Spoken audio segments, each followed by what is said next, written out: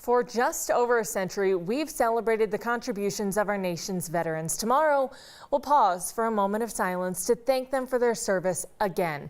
Today, we're learning about the history behind why. Here's the story of how Veterans Day came to be.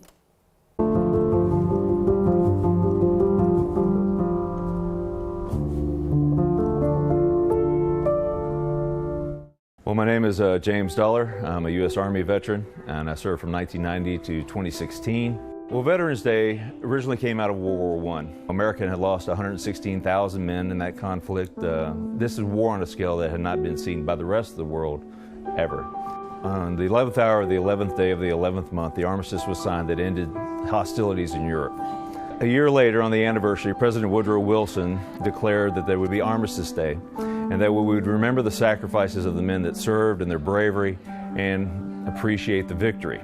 This was done with parades and ceremonies, and there was a 2-minute cessation of business at 11 a.m.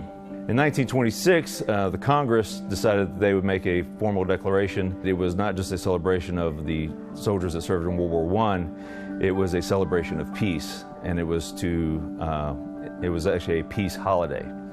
Of course, it was a little early because in 1939, World War II began. And in 1954, President Eisenhower, in order to recognize the service of all those who served in World War II and Korea, changed it to Veterans Day.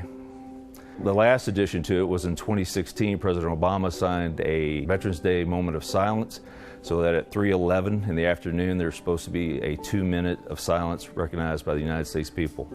Here in America, we are blessed with prosperity and freedom, but what we are often short of is gratitude. It's an opportunity to reach out and thank those people who guaranteed those safeties, that prosperity, and freedoms.